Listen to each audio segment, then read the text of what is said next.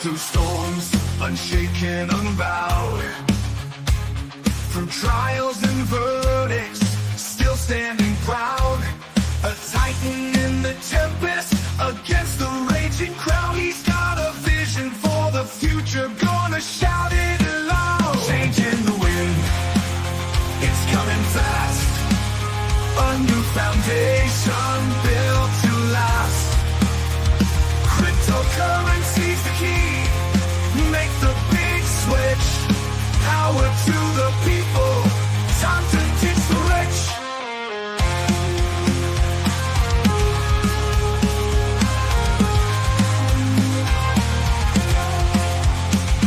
Legal battles can't hold him. He's moving on. With plans so bold, from dusk till dawn. He's rewriting the rules. A new dawn's day. From the hands of the few to the people's way. Good morning, good morning, good morning. Welcome everyone to the Crazy Cryptonaut channel. I am Zester, and thank you guys so much for joining me on this fine Trump day.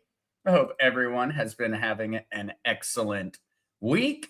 Over on the crypto side in particular, well, things haven't been all that excellent this week, but plenty of other good things going on in the world to pay attention to. But we're going to dive in to the cryptocurrency woes, talk about a little bit of the news. But first things first, I'm going to say good morning and welcome everyone in that has joined. And I also know that a lot of folks are still over there listening to Andy Schekman this morning, as he is definitely on one of his more extended diatribes. But it's always so enlightening and so interesting. I was over there trying to get ready and also to try and pay attention to Andy. And so what's up, Kukla? Happy Trump Day to you. Good morning, good morning, good morning, Mile High Trish. How are you doing? Yes, Andy is on fire today. Still talking, owes the cuss jar, lots of silver. Well, with the market going in the direction it is, it's getting a whole lot more expensive for Andy Schekman to accidentally curse while he's on the show. It is getting far more expensive. He said he had 45. Mile High Trish says he had 45 minutes, but I think he's way past that at this point. Hopefully he's not missing some very important meetings at the moment. Good morning, Franco. Good morning. Good morning. Yes, they are getting high. And I was indeed, Mile High Trish. I was indeed. Good morning, musical lady. Oh, and thank you so much for coming in at number 2 on the like button. Oh, good afternoon, Manny DeSosa from South Africa. Welcome, Manny. Welcome. And yeah, what time is it? I'm not certain with the time zones over there. So right now for me in Puerto Rico, it is 12:33. And so just after noon. What is the time over there in South Africa right now, Manny?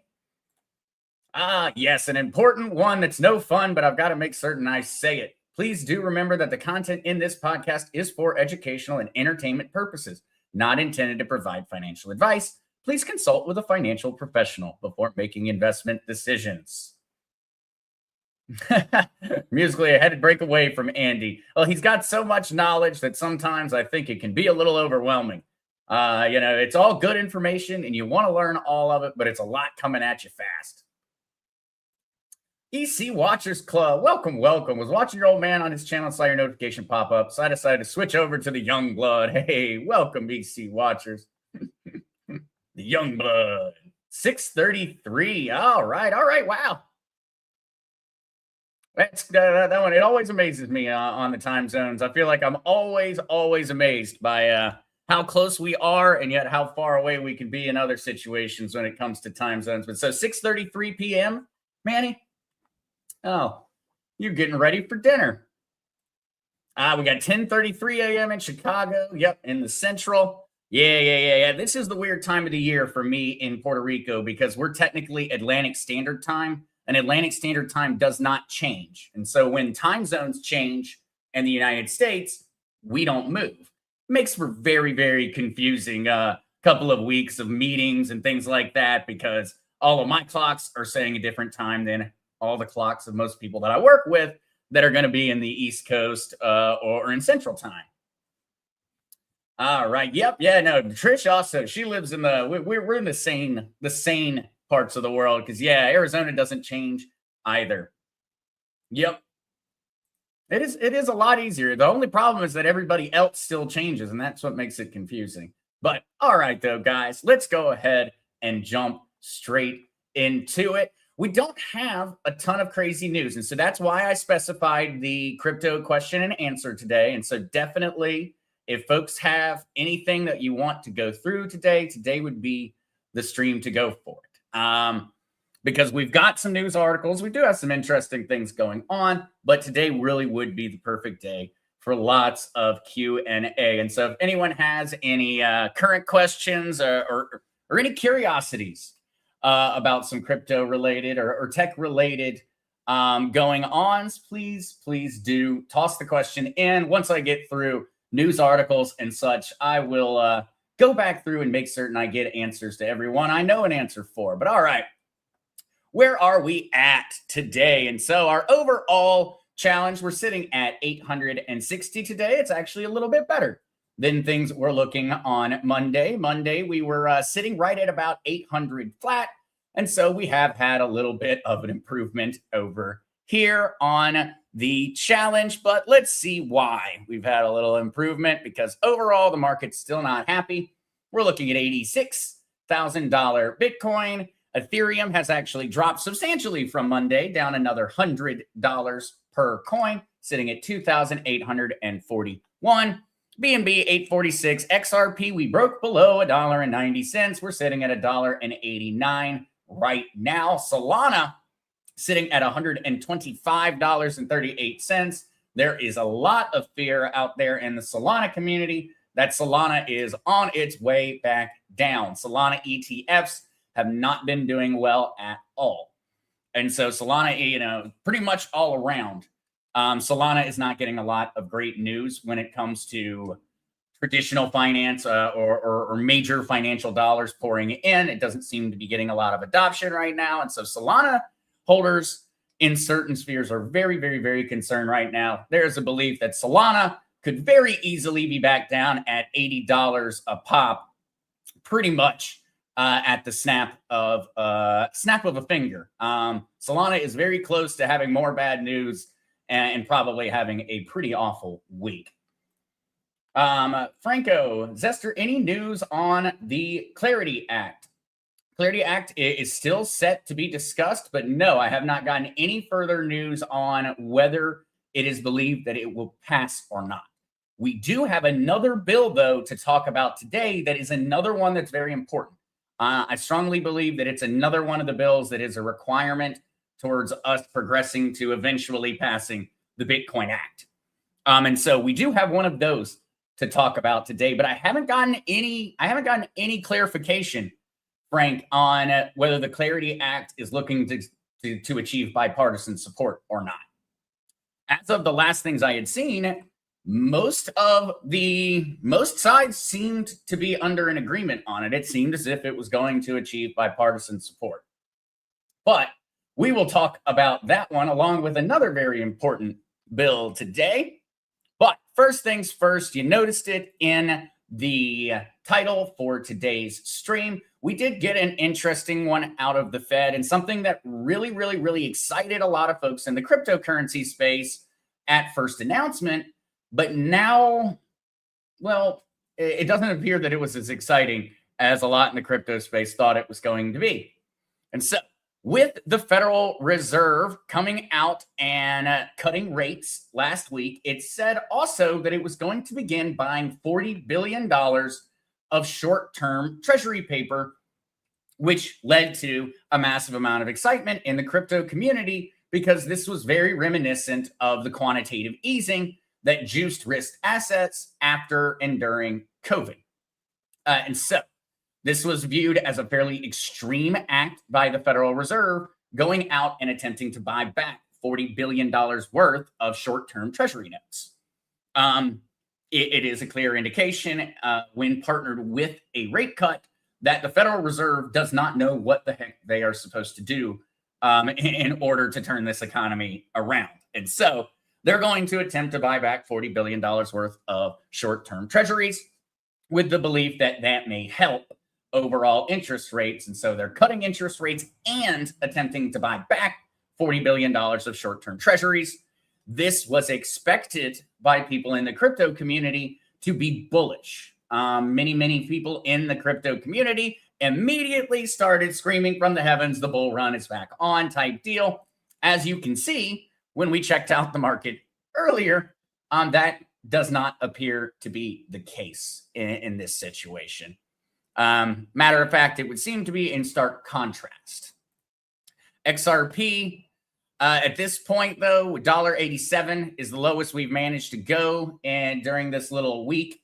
And so we've got to wait and see. We are currently, though, continuing to fall, and all likelihood, we could see the crypto markets break down once again today. 3.5% in just an hour on Bitcoin, 4.6% in an hour on Ethereum, 3.5% on XRP.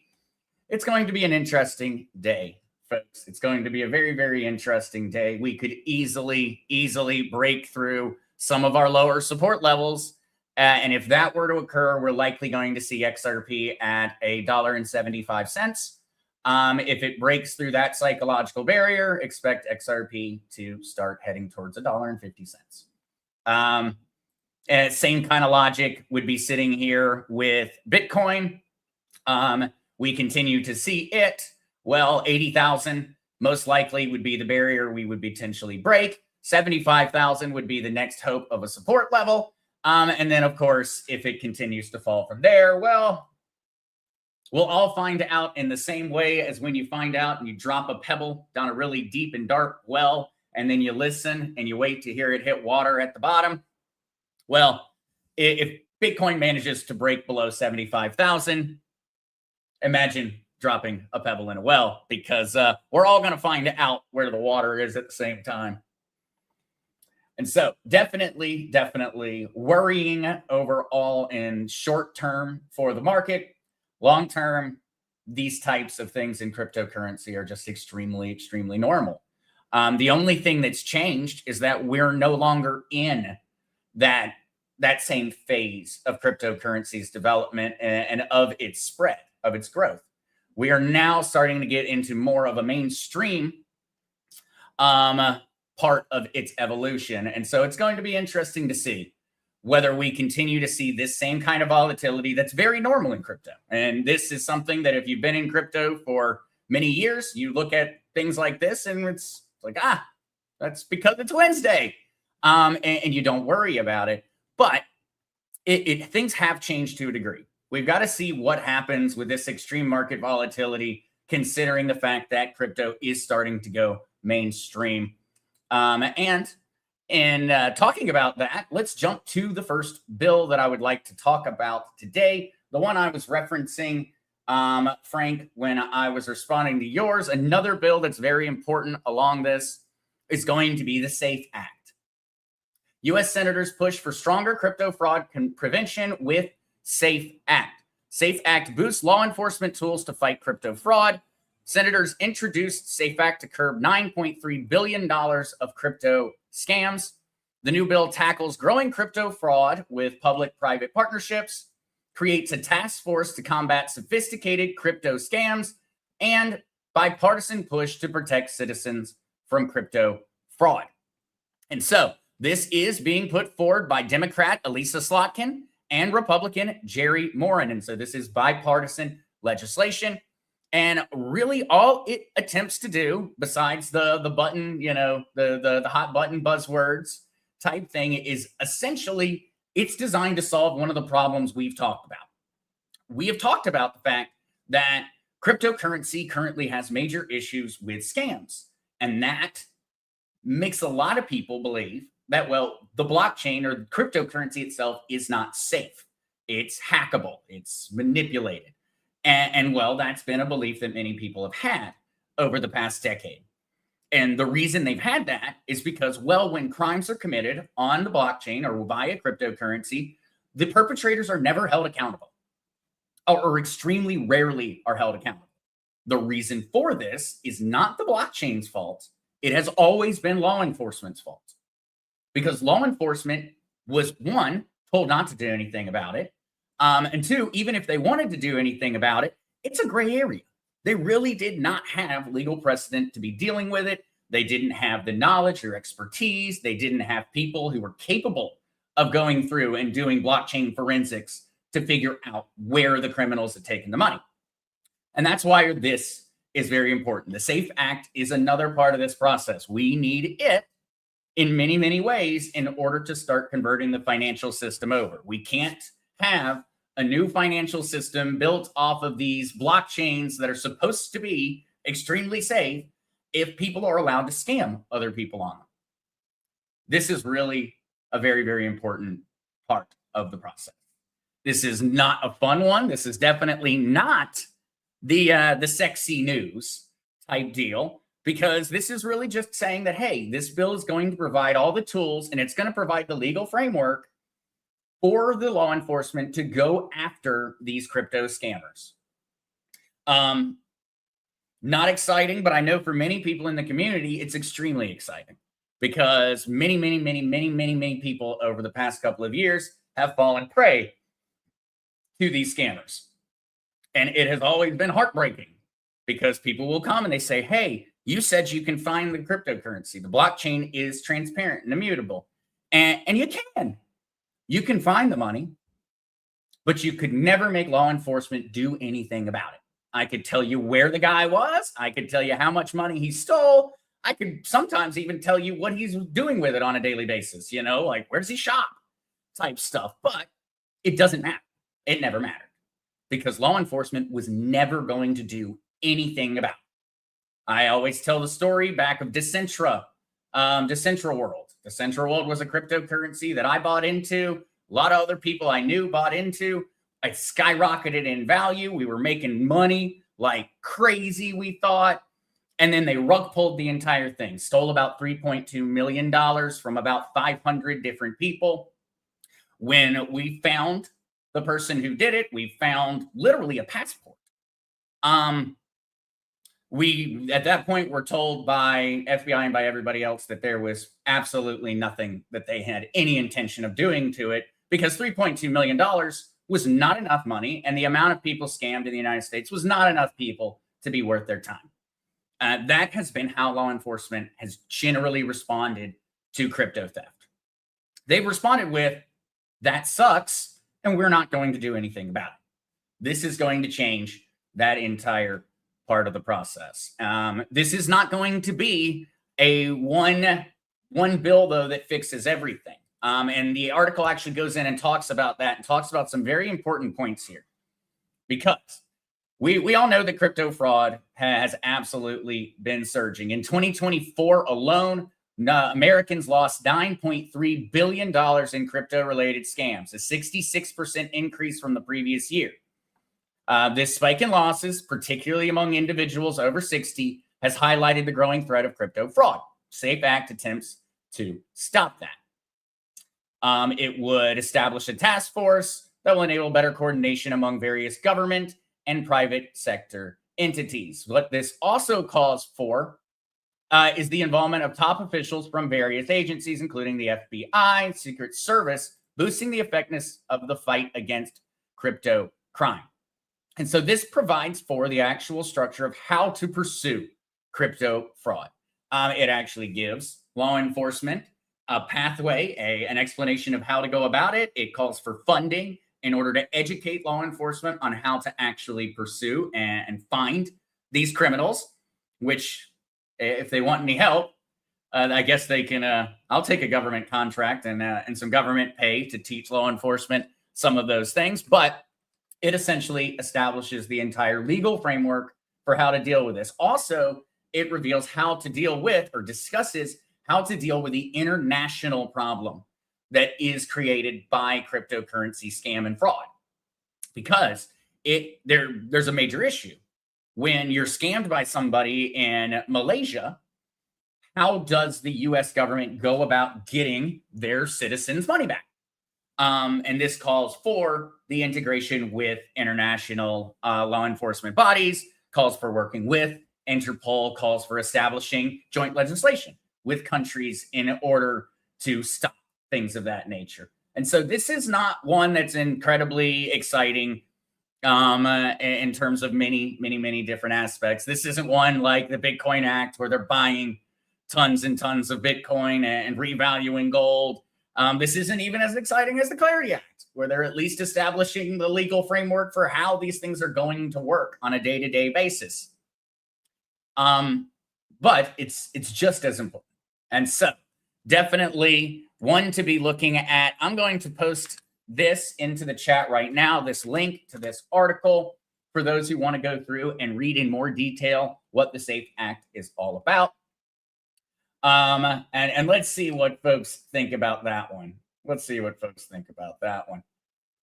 EC Walkers, I hope they include public caning for anybody caught scamming. Hey, I'm in.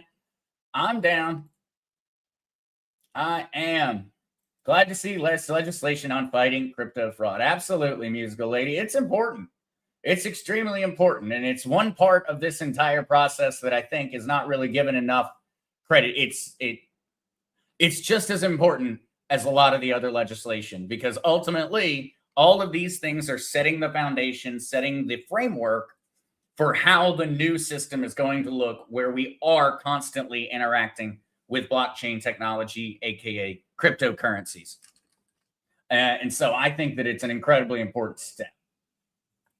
Musical Lady, buying short-term treasuries, according to Andy Schechtman, shows more uncertainty among banks. I wouldn't have viewed it as bullish, but running the other way of systemic banking activity instead, in my opinion.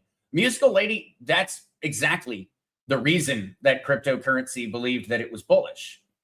Cryptocurrency believed it was bullish because it was essentially an indication that the Federal Reserve is planning on more inflation, that there's an extreme problem in the banking system. And so the bullish nature of it is actually a very cynical bullish nature. Many crypto investors believed that it was going to result in a lot more money flowing into crypto because people were going to be fleeing the banks.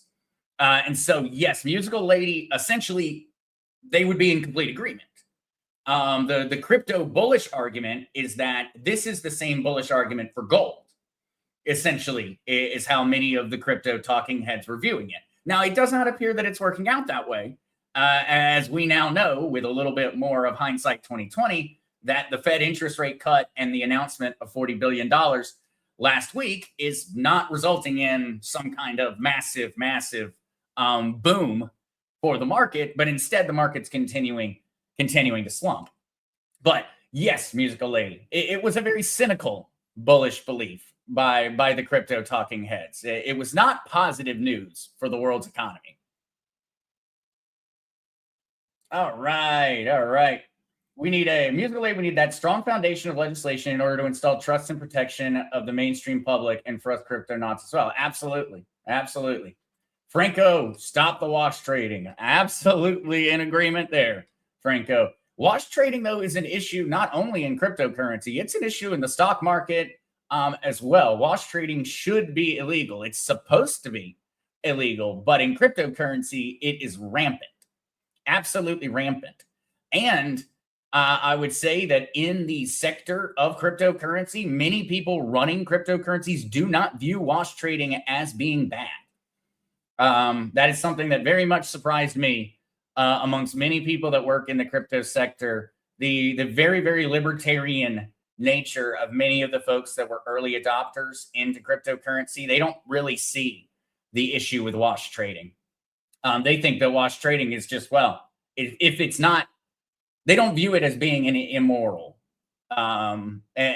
thing. They kind of view it as just being a necessity. Essentially, you need to do wash trading in order to keep your chart looking healthy. It's a very odd one, Franco. I absolutely am in agreement. The wash trading needs to be removed from all markets. All right. Yeah, Robbie Buck, if we would take the assets of all the fraudsters, our debt would be paid. Problem is many in government are involved in the fraud. I think you are absolutely correct, Robbie. I think you're absolutely correct. Many times that appears to be the case. But all right, let's jump to the next ones. This is an interesting one, guys. Marshall Islands to roll out universal basic income with crypto payment option. Payments aim to boost inclusion without replacing jobs.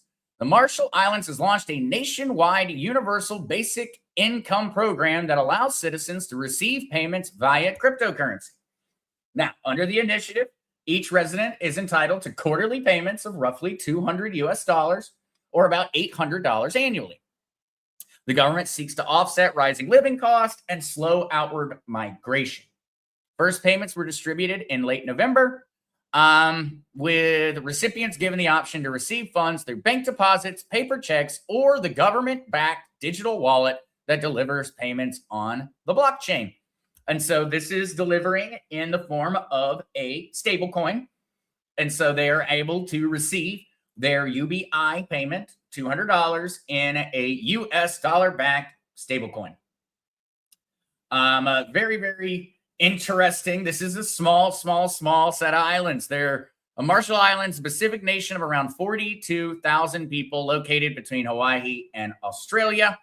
As Americans, the Marshall Islands, the U.S. Marshall Islands are very, very famous for all the travesties we have committed, unfortunately, to the people that have that live there, the native populations.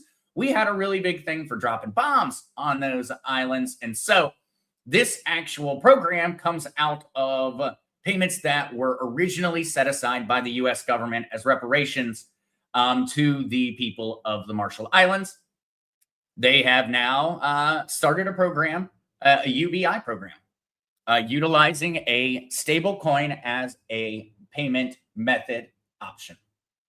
And so, small island, but this is something that we've talked about. We've talked about it in relation to artificial intelligence and the fact that it is going to take away many jobs. And so we've talked about UBI and heard a lot about UBI on account of that conversation. And this also comes in many ways to our conversation on stablecoins and the fact that, yes, we're seeing these stablecoins now spreading out into many different spaces, including, in this case, a UBI payment. All right. Yep. EC watchers, we need to have real consequences, i.e. real fines and jail. Time for financial crimes, not just a slap on the wrist and it's business as usual the next day. Absolutely, EC watchers. We need to stop this whole designation of white collar crime. White collar crime is not a logical thing. And for some reason, white collar means club fed. Any other crime means you're going to be very, very concerned about dropping the soap. And it really is a craziness. I'm in complete agreement, EC watcher. In complete agreement on that one.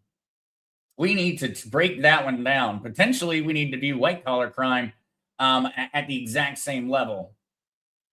Franco, Zester, is that a Coinbase program? Which ones were you talking about for the Coinbase program there, Franco?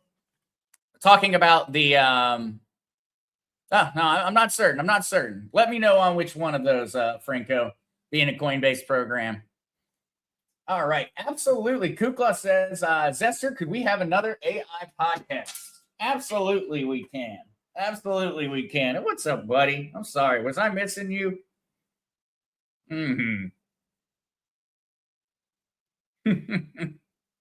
Yeah. Was he sitting behind me, staring over my shoulder? Yes, buddy.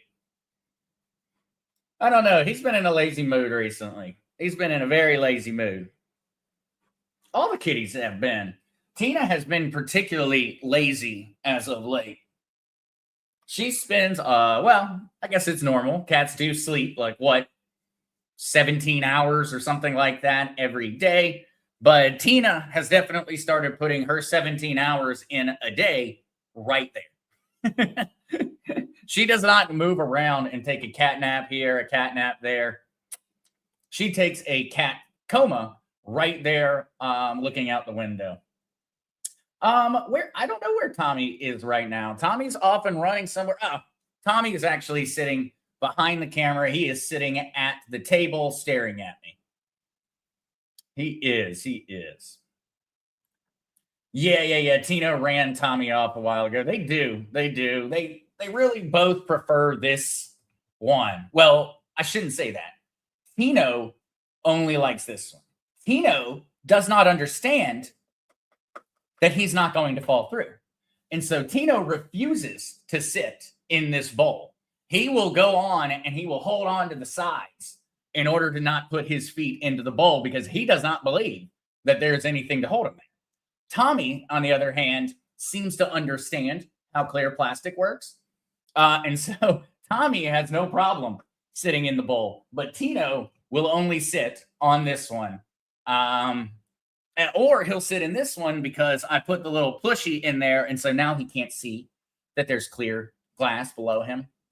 And so I don't know why all the other cats seem to understand that this exists. Tino does not understand that it exists. And so he refuses to sit in that spot. I've tried quite a lot of times. He refuses.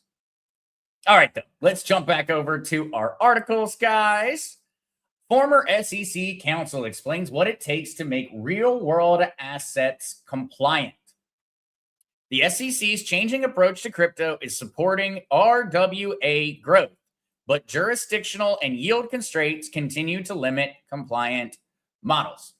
All right. What are they talking about here? This is something that I strongly believe is one of the fastest growing market sectors on the planet. I think it's going to achieve multi-trillion-dollar valuations in a matter of just years. And I'm not alone in that. JP Morgan, all the major financial institutions all seem to be in agreement with me.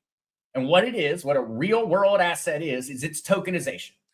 It's the tokenization of real world assets. It is the tokenization of gold. It is the tokenization of silver. It is the tokenization of your car and your house and your debt. It's the tokenization of everything. Oh no! Tina, what just happened? You okay, baby? I don't know what just happened with her thing. Oh man, you okay, baby? I'll have to go see what happened with one of the bubbles. It looks like one of the suction cups came off. Oh no, baby. She's looking at it very, very, very, very scared now. You okay, baby? Oh yeah, she is. All right, where was I at? That one just scared me right there. Lost track. Oh, real world asset tokenization. And so this is one of the most important, in my opinion, things to keep up with. It's one of the things that I am primarily focusing a lot of my investments around. And so when I'm looking at cryptocurrencies, I'm looking at what are these cryptocurrencies, these blockchains plans in regards to tokenization. And it has been very, very, very difficult for any real world asset products to be offered because of the SEC. And so the key restraint on real world assets has been regulatory engagement rather than the technology. And that dynamic has been shifting in the United States, says Ashley Ebersole, Chief Legal Officer of SoloGenic. And so Ebersole joined the SEC early 2015, where he served in the agency's early internal working groups on crypto and the application of security laws to blockchain-based assets. Now, the securities regulator published the Dow report in 2017, asserting its jurisdiction over tokens that meet the definition of securities. What followed was an enforcement-led approach that left little room for sustained dialogue with the industry. This was the major persecution that came during the first Trump administration. Cryptocurrency, crypto holders were extremely upset with the first Trump administration because of this. Because the SEC was essentially running rampant, running roughshod over the entire sector, claiming jurisdiction over things, claiming that things were securities that obviously did not meet the legal definition of a security, things of that nature. And so he said that this posture hardened after he left the agency. Shortly before Gary Gensler took the helm in April of 2021, from private practice, he continued engaging with the SEC until staff were later discouraged from interacting with crypto firms. And so the market for tokenized real-world assets is scaling quickly. Standard Chartered has projected that the value of non-stablecoin real-world assets could reach $2 trillion by 2028, driven largely by tokenized equities, funds, and other traditional financial instruments migrating onto blockchains. And so we see here where they've got a little breakdown of their overall growth.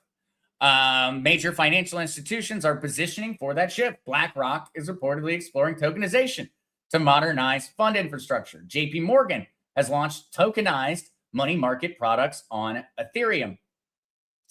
There is a right way to do compliant tokenization and issue tokenized assets. It absolutely can be done, says Ebersol.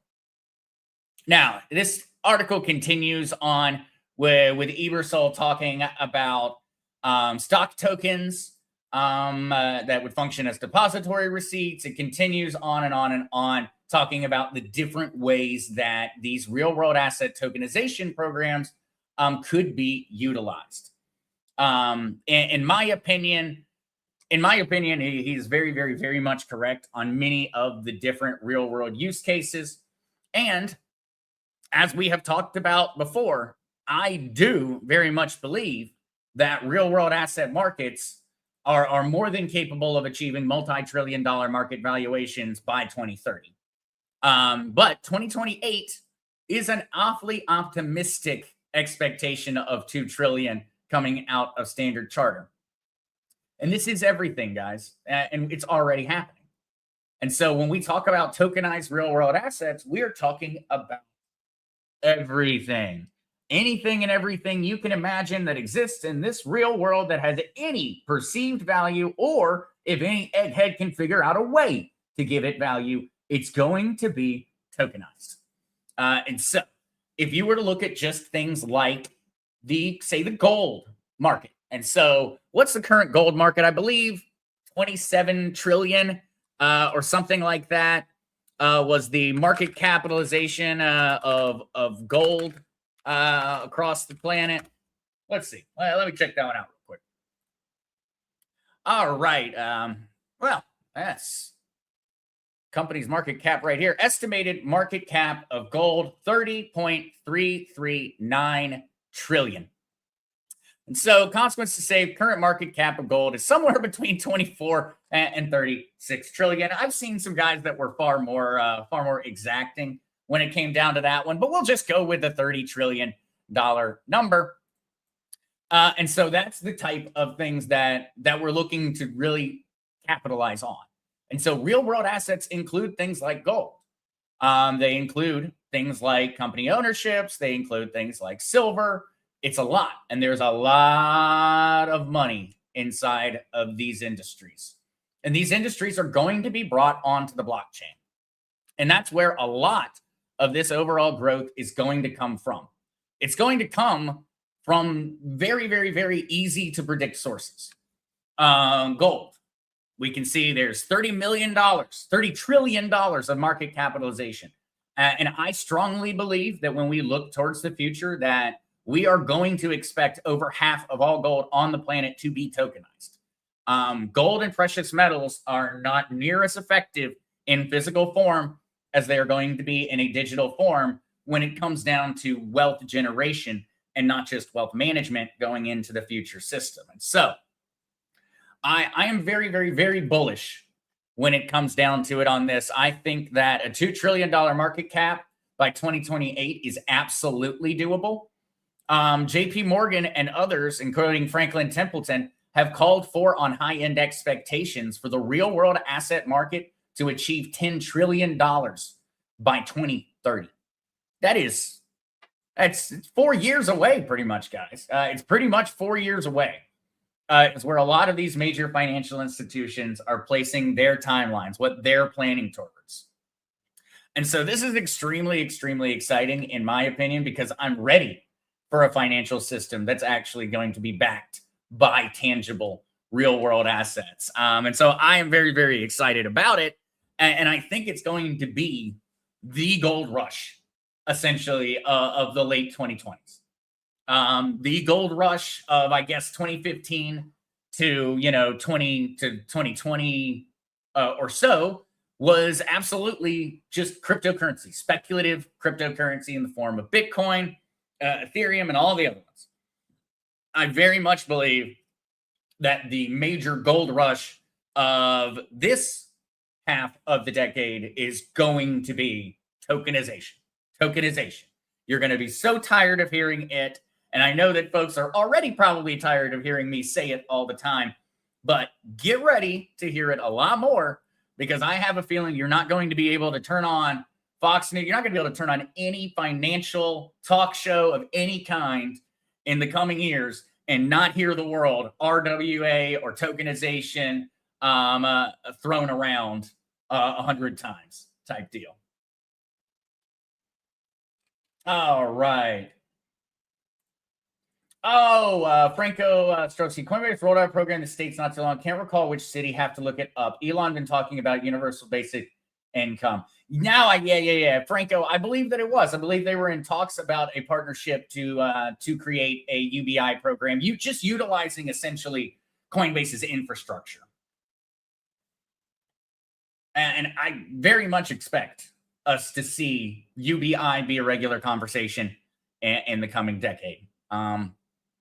Ultimately, we're going to have to figure out an answer there. It's UBI is going to very, very much be a conversation that's going to get difficult, because it's going to start, in my opinion, transcending the political lines. And so the argument for UBI, I think, is going to start being one that's going to be had by both Republican and Democrats inside of the United States, because we are pushing very, very quickly towards a world where we either have got to say, we're going to limit automation, we're going to stop automation, we're going to probably fall behind the other global economies. We're probably going to fall behind countries that do choose to continue on this path of automation. But we're also going to have things for human beings to do. We're going to have jobs, we're going to have labor, we're going to have work. Well, we're not going to have an AI making all the decisions at a managerial level, things like that. And so we're going to start having this conversation about UBI a lot more, and the conversation is going to change to being far more serious than it was. Yang is kind of the one who's just known. He put everything behind UBI, Andrew Yang. And he was very much, while interesting in many of his beliefs, he was very much ridiculed by both sides of the political aisle. I have a feeling we're going to see that debate evolve in the coming years. We're either going to have it, or we're going to have a very, very hard conversation about what the other solutions are. All right, Franco, that's the question. I keep buying Flare. Where do you see Flare in 2 years? Not financial advice. Well, definitely not financial advice. And Flare, Frank, is one that was very, very interesting, because they were really putting a lot of their eggs in the basket of the United States has made it very difficult to stake and earn interest on cryptocurrency. And so Flare was very, very, very focused on finding workarounds for that. Now, overall, I would be completely transparent with you, Frank. I do not hold any Flare. And so when it comes down to me being a personal holder of Flare, I am not a personal holder of Flare. And I would really need to do a good bit more research to be able to make an educated guess at that one. Because, Frank, what Flare was trying to do is very similar to what Polygon was doing in terms of what it was trying to solve. Essentially, it was trying to solve a problem, but that problem may not necessarily be permanent. And so as an XRP holder, Flare is very, very cool, because Flare had those tokenized, those XRP options on the Flare network, where you were able to hold XRP on the Flare network and you were able to stake it and earn a return. That's extremely cool, Frank. And I think that essentially you're going to see a lot of the success of Flare be based around whether you see opportunities for that start to come from XRP itself. And so if Flare and XRP continue this partnership, I would remain fairly bullish, but I would have to say, Frank, I'm going to need to do more research on Flare. And maybe in doing that research, I might find that I should be holding some of it. So yeah, I am not positive, Frank, on that one. LG Lady, I'm so lost. I've lots to catch up on. Tokenization. Oh, don't you worry, LG Lady. You're so welcome. And thank you for joining back up with us, and we'll get you caught up. We will get you caught up. Tokenization is definitely going to be a big one to talk about. All right. For our last article of the day, an intriguing one, well, a very unexpected one. How many people know the fact that Bhutan actually has the 5th largest cryptocurrency holdings of any country on the planet? And so Bhutan pledges 10,000 Bitcoin to develop its mindfulness city. It's estimated that Bhutan has around 11,286 Bitcoin in total, a stash worth over $986 million, making it the 5th largest known holder among countries. And so the Kingdom of Bhutan says it will tap into 10,000 Bitcoin from its stash to help build its special administrative region, the Gilaphu Mindfulness City, GMC. Located in the town of Gilaphu in southern Bhutan, GMC was launched in 2024 as Bhutan's new economic hub to stop the exodus of young Bhutanese from the country by creating high-value local jobs. The city regulatory flexibility for crypto and fintech firms serves as a space to further Bhutan's Bitcoin mining and covers roughly 10% of Bhutan, or around 1,544 miles. And so what they're planning on doing is actually taking, and they're not planning on selling their Bitcoin in order to do this. They're essentially planning on taking their Bitcoin and very much establishing it in the same way that you would see like wealth management funds for, say, a charity, or say something like Norway, how Norway has a massive wealth management fund for their natural resources that contributes towards their social programs. Same idea here, but coming out of a very, very unexpected, very, very tiny country in the form of Bhutan. And it makes for an interesting little look here when you actually look at this. Countries that own Bitcoin. There's a few unexpecteds here, I think, for many, many folks. Now, of course, the largest holdings of any one country in Bitcoin are the United States of America, sitting at 198,000 Bitcoin, $17.29 billion of Bitcoin. Coming in at number 2, we got China, sitting at 194,000 Bitcoin. UK coming at 3rd at 61,000. Coming in at 4th is the Ukraine,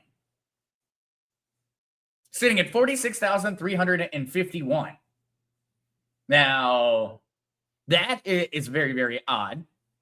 But coming in at the 5th slot is Bhutan, which is edging out El Salvador in order to be the 5th largest country Bitcoin holder. And so this one's extremely, extremely interesting. I was very curious about this. I'm extremely curious about this Ukraine statistic here. And I have got questions. I have got serious questions about why the Ukraine has so many Bitcoin. I definitely do. Oh, hey, buddy. Welcome back. All right.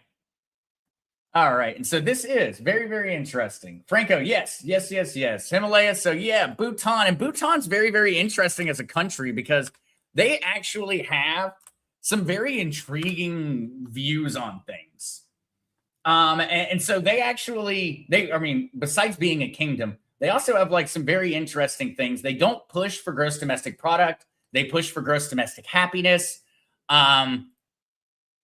And so officially the Kingdom of Bhutan, a landlocked country in South Asia in the eastern Himalayas between China to the north and India to the south and southeast, only has a population of 725,145 people. Kind of hard here to really zoom in, but so much. But yeah, yep, it's a little tiny guy hiding up there in the Himalayan mountains. And so, yes, The reason, though, that this has occurred is because Bhutan, actually, the government started mining. And so the government started using excess energy resources from hydroelectric in order to start mining, in order to start creating this wealth fund for the country. Very, very interesting story. And yes, it's a small nation. And so we are looking at a very odd time where we might have some very small nations who end up having a disproportionate effect on global markets on account of cryptocurrency and of this new financial system. Another thing that has always been widely believed is that Bhutan has got some insane amounts of natural resources. Long been believed, at least China is under the belief that Bhutan has got a buttload of extremely valuable natural resources. And India is of the same belief. India and China both have an appetite for Bhutan. The only reason nothing ever happens about it is because, well, they both have an appetite for Bhutan and they both happen to be neighbors. And so Bhutan stays safe essentially at this point in time because it's stuck between a rock and a hard place, and both sides wants it. And so I'm very curious about the things going on in some of these small nations, especially the ones that are believed to have massive amounts of natural resource wealth. All right, Tammy Schilling. I am super new to this whole thing. I just received my Nano and went through the tutorial. When I got ready to transfer the coins, it asked for a fee.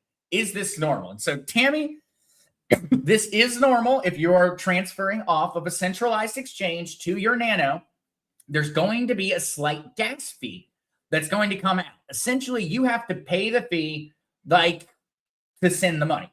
So if it's XRP, this fee is going to be very, very, very low. You should only need to pay cents type deal. But that's just the gas fee. Some exchanges actually charge a withdrawal fee, and that is different for every single cryptocurrency on the exchange. Tammy, in this situation, what I believe you're seeing is the gas.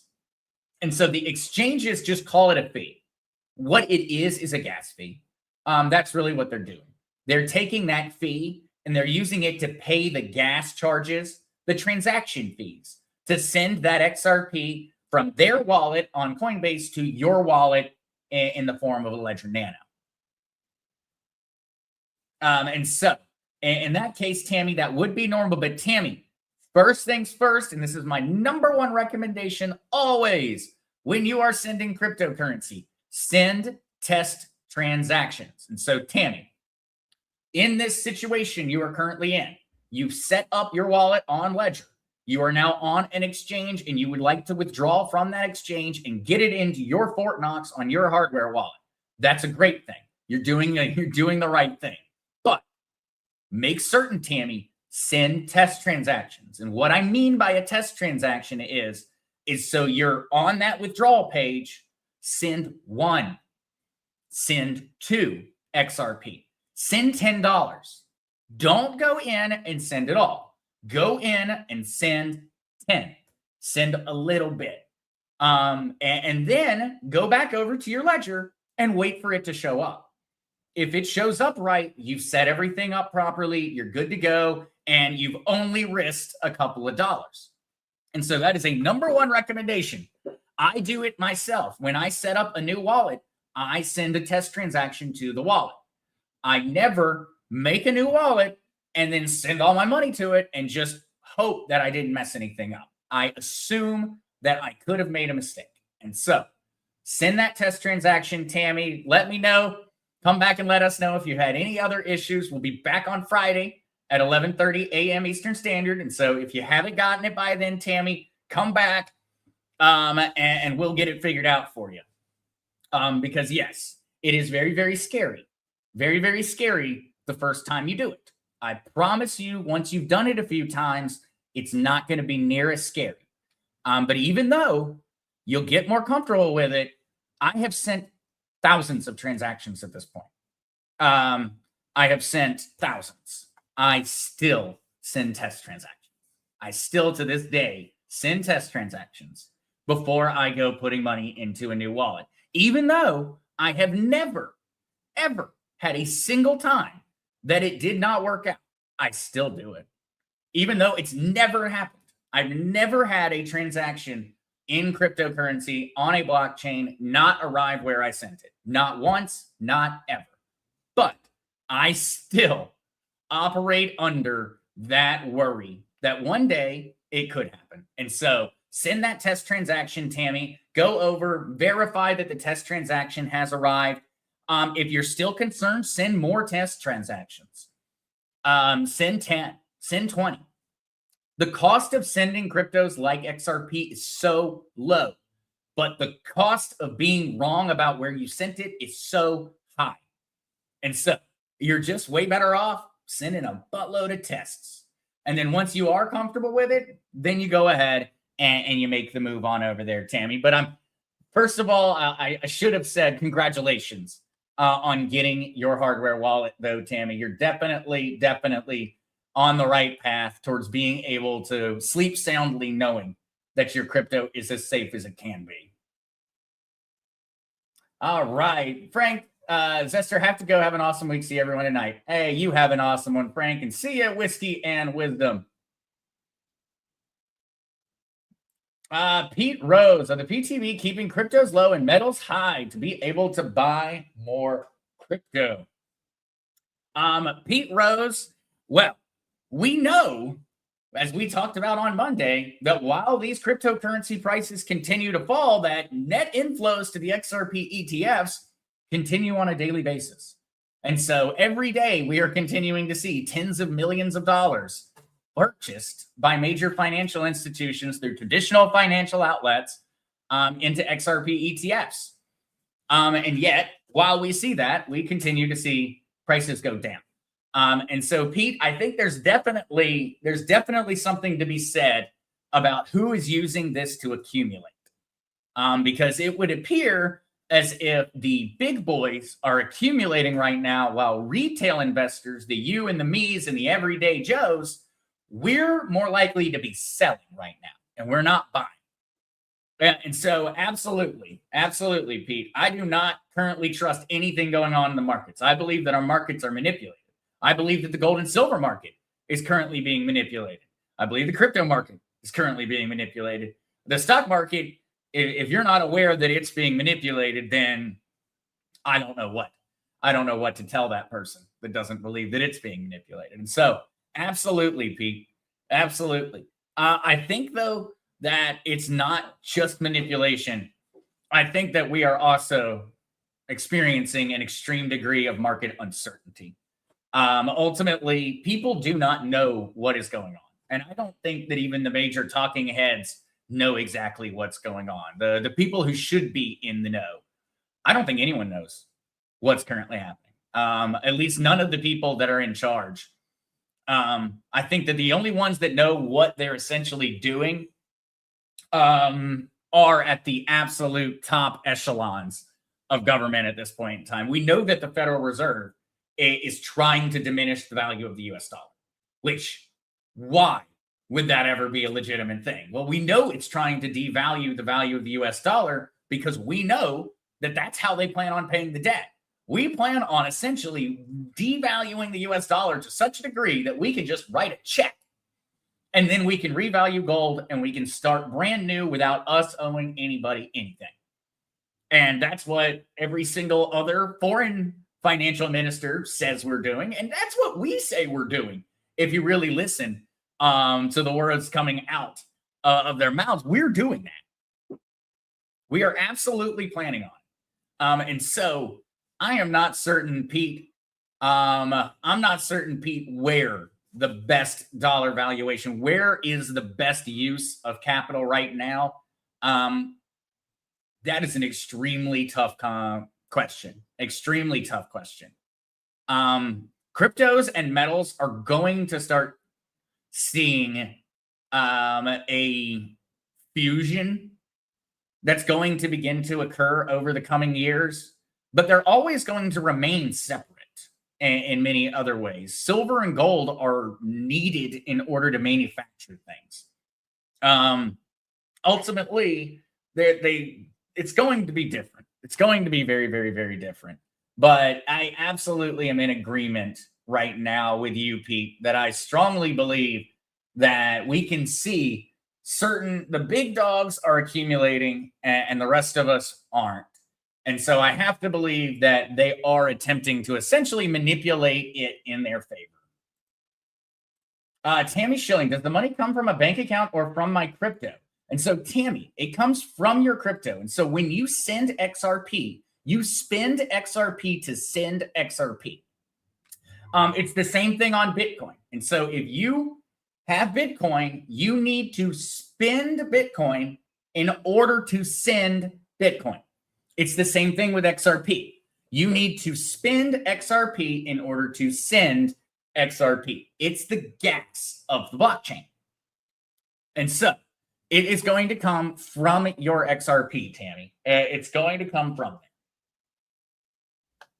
And also, when you have it onto your ledger, and so your crypto has made it to your ledger hardware wallet, when you want to send that crypto somewhere else, send that XRP, you're going to have to pay gas fees in XRP. But Tammy, when I say this, keep in mind that with XRP, we are talking about 0.000001 XRP. It is not even going to be a penny. You're talking about fractions of pennies are going to be the transaction fee necessary to send your XRP. Pete Rose, holding, bought all that I want. Absolutely. Absolutely. I'm in the same category. I've still got a little fund sitting off to the side because I do still believe that the market could go further down. So I do have some stable coins sitting off to the side. But other than that, Pete, I got no more gas. And so I've got my last buy that I can essentially make, my last amount of dollars that can be thrown in. But otherwise, unless something changes, I'm going to be all out of gas. So, all right, though, guys, looking at the time, we've passed our hour. Thank you all so much for joining me this morning or afternoon, depending upon where you're at in the world. Thank you guys so much. We'll be back again, 11:30 a.m. Eastern Standard on Friday. Also going to be over on Whiskey and Wisdom this evening over on the original Mark Z, if anybody wants to join for that. But besides all of that, love you guys. Thank you so much for joining me, and I will see you soon. Peace, y'all.